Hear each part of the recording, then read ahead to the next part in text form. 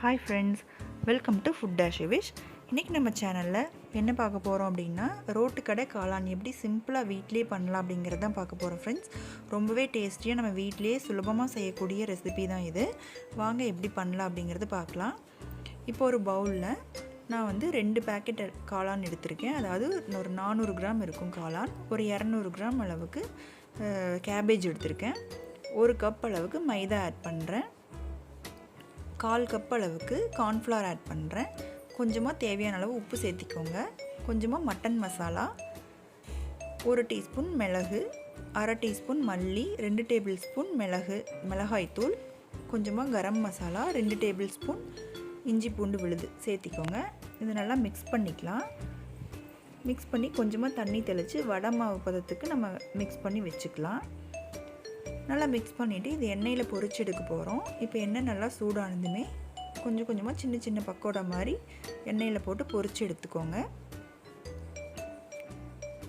இது மாதிரி சின்ன சின்னதாக கிள்ளி நல்லா கோல்டன் ப்ரௌன் அளவுக்கு ஆகிற மாதிரி பொரிச்சு எடுத்துக்கலாம். இப்போ பார்த்திங்கன்னா கோல்டன் ப்ரௌன் அளவுக்கு ஆயிடுச்சு. இப்போ நம்ம இதை எடுத்துடலாம். இதே மாதிரி எல்லா மாவையுமே பேட்சாக போட்டு நான் பொரிச்சு எடுத்துக்க போகிறேன். பொரிச்சு எடுத்தோடனே கொஞ்சம் ஆற விட்டுட்டு சின்ன சின்ன பீசஸாக கிள்ளி வச்சுக்கலாம்.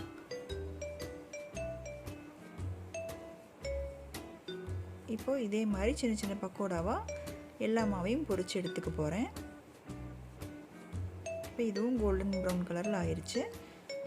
இப்போ தனியாக ஒரு கடாயில் ஆயில் ஆட் பண்ணிவிட்டு அதில் ஒரு பெரிய வெங்காயம் வெட்டி வச்சுருக்கேன் பொடியாக. அதை ஆட் பண்ணி நல்லா வதக்கி விட்டுக்கலாம். அது கூட 1/2 டேபிள் ஸ்பூன் இஞ்சி பூண்டு பேஸ்ட், 1 டேபிள் ஸ்பூன் மிளகாய்த்தூள், 1/2 டேபிள் ஸ்பூன் மல்லித்தூள், கொஞ்சமாக மட்டன் மசாலா, உப்பு தேவையான அளவு சேர்த்திட்டு நல்லா வதக்கி விட்டுக்கோங்க. நல்லா வதங்கினதுக்கப்புறமா கொஞ்சமாக 2 டேபிள் ஸ்பூன் அளவுக்கு டொமேட்டோ சாஸ் ஆட் பண்ணிக்கலாம். அதே மாதிரி 2 tablespoon soya sauce add பண்ணிக்கலாம். ஆட் பண்ணிவிட்டு நல்லா அதையும் மிக்ஸ் பண்ணி விட்டுக்கோங்க. கொஞ்சம் கொதிச்சதுக்கப்புறமா கார்ன்ஃப்ளவர் மாவு கரைச்சி வச்சுருக்கேன், அதை ஆட் பண்ணி நல்லா மிக்ஸ் பண்ணி விட்டுறேன்.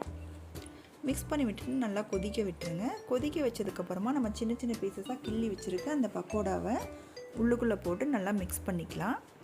அது கூட சேர்த்து நல்லா கிளறி விடணும். இப்போ பார்த்திங்கன்னா நல்லா மிக்ஸ் பண்ணி விட்டுக்கோங்க. ரொம்ப கெட்டியாக இருந்தால் நீங்கள் கொஞ்சமாக தண்ணி ஆட் பண்ணிக்கலாம். நான் கொஞ்சம் தண்ணி ஆட் பண்ணி நல்லா கொதிக்க வச்சுருக்கேன். நல்லா இந்த மாதிரி உடச்சி விட்டுட்டு கொஞ்சமாக தண்ணி ஆட் பண்ணி நல்லா வேக வச்சுக்கோங்க. இப்போ ஆல்மோஸ்ட் ரெடி ஆகிடுச்சு. இதை கார்னிஷிங் பண்ணிட வேண்டியதுதான். கொத்தமல்லி தழை ஆட் பண்ணி கார்னிஷிங் பண்ணுறேன். பண்ணிவிட்டு அதையும் நல்லா மிக்ஸ் பண்ணி விட்டுக்கோங்க. அவ்வளோதாங்க. இந்த ரெசிபி சுலபமாக நம்ம வீட்டிலேயே செய்யக்கூடியது தான். ரோட்டு கடையில் சாப்பிட்ற மாதிரி அதே டேஸ்ட்லேயே ரொம்ப சூப்பராக இருக்கும். இப்போது கொஞ்சமாக ஆனியனும் கொத்தமல்லி தழையும் கார்னிஷிங் பண்ணி சர்வ் பண்ணிட வேண்டியது தான். கண்டிப்பாக இந்த ரெசிபி வீட்டில் ட்ரை பண்ணி பாருங்கள். நீங்கள் ரோட்டு கடையில் சாப்பிட்ற மாதிரியே அச்சு அசலாக அதே மாதிரியே இருக்குங்க டேஸ்ட்டு. எப்படி இருந்ததுன்னு எனக்கு கமெண்ட்டில் சொல்லுங்கள். வீடியோ பிடிச்சிருந்துன்னா லைக் பண்ணுங்கள், ஷேர் பண்ணுங்கள் அண்ட் நம்ம சேனலை சப்ஸ்கிரைப் பண்ணுங்கள். Thank you friends.